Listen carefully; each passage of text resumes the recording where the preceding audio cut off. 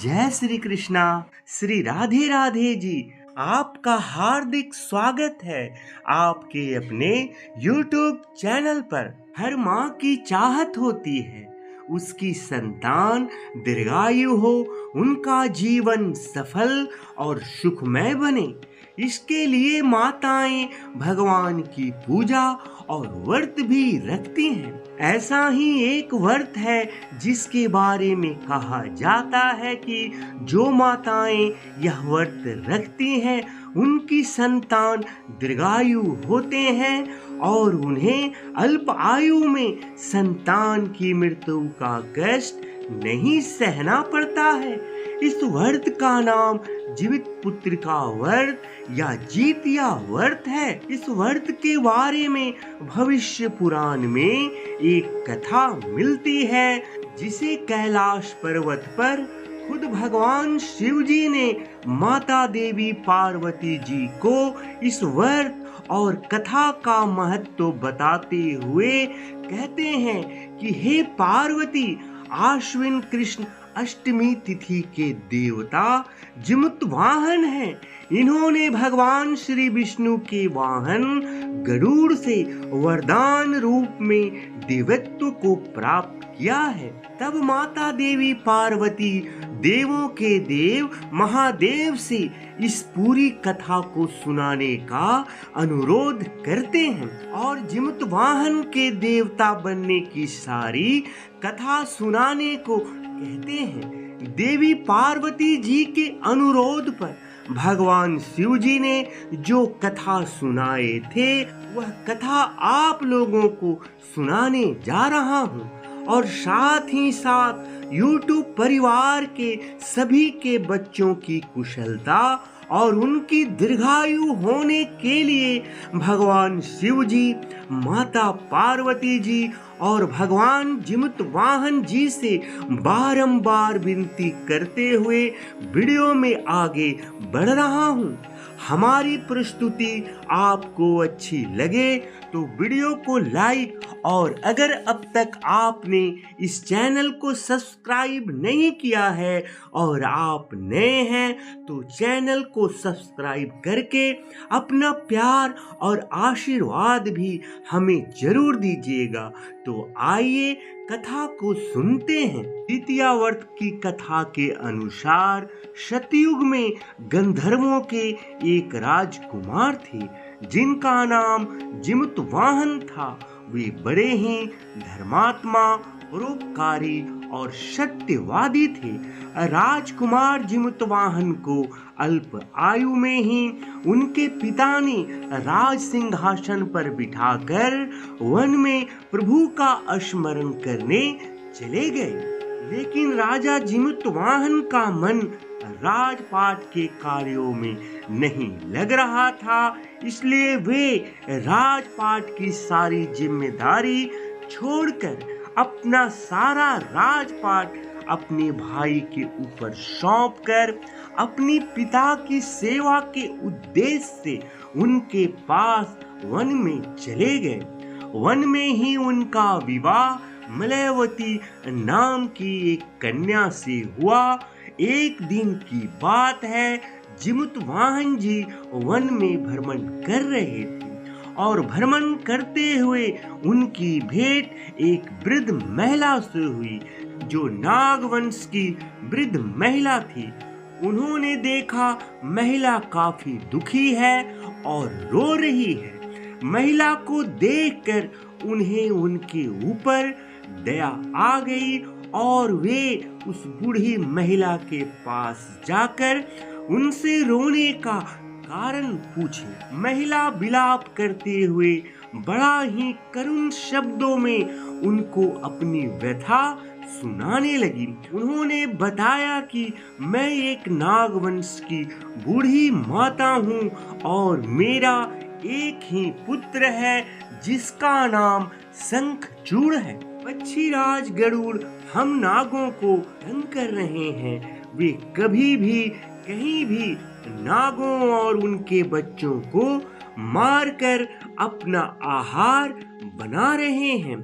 इसलिए नागवंश के नागों ने पक्षीराज गरुड़ से एक समझौता किया है। पक्षीराज गरुड़ के कोप से मुक्ति दिलाने के लिए नागों ने यह व्यवस्था की है कि वे गरुड़ को प्रतिदिन भक्षण हेतु एक युवा नाग सौंपते हैं।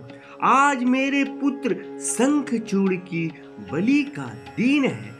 आज मेरे पुत्र के जीवन पर संकट है और थोड़ी देर बाद ही मैं पुत्र विहीन हो जाऊंगी। एक स्त्री के लिए इससे बड़ा दुख और क्या होगा कि उसके जीते जी उसका पुत्र ना रहे।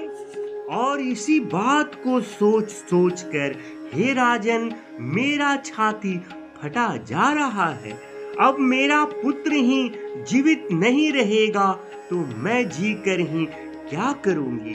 उस वृद्ध महिला की बात को सुनकर, उनके दर्द को सुनकर जिमुतवाहन जी का हृदय भर आया। उन्हें उस महिला की हालत पर दया आने लगी और वे उनसे बोले कि तुम चिंता नहीं करो, तुम्हारे बेटे को कुछ नहीं होने दूंगा, क्योंकि इस बार तुम्हारे बेटे की जगह मैं स्वयं पक्षीराज गरुड़ का निवाला बनकर जाऊंगा।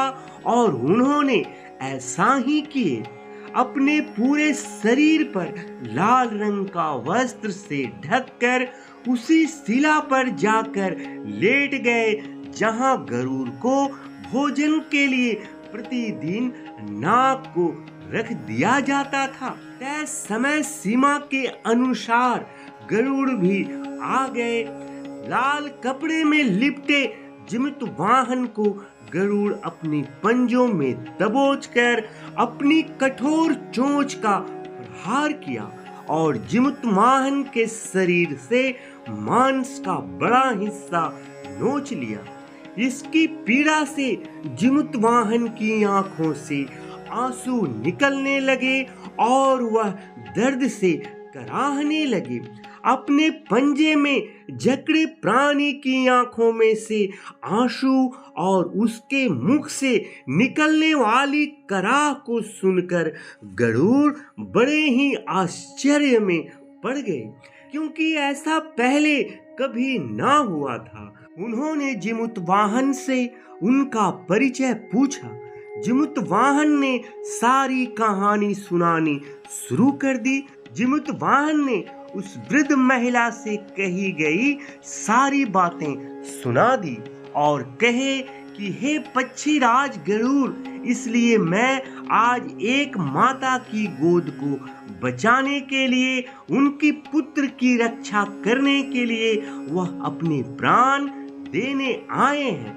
आप मुझे खाकर अपनी भूख को शांत करें। गरुड़ उनकी बहादुरी और दूसरे की प्राण रक्षा के लिए स्वयं का बलिदान देने की हिम्मत और मदद करने की ऐसी भावना से काफी प्रभावित हुए। उन्हें अब स्वयं पर पछतावा होने लगा।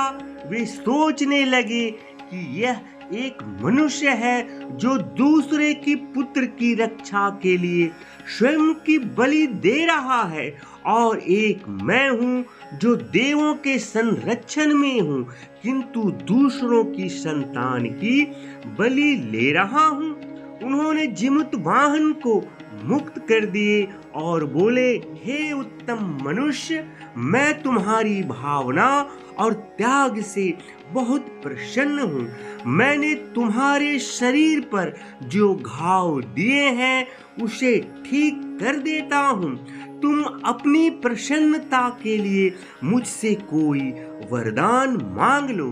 तब राजा जिमुतवाहन ने कहा कि हे पक्षीराज, आप तो सर्व समर्थ हैं।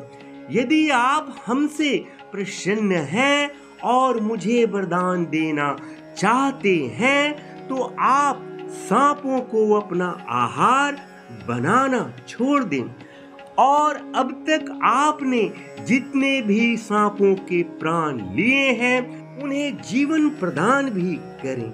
उनकी बातों को सुनकर गरुड़ ने कहा, ठीक है, तुम्हारी जैसी इच्छा है वैसा ही होगा।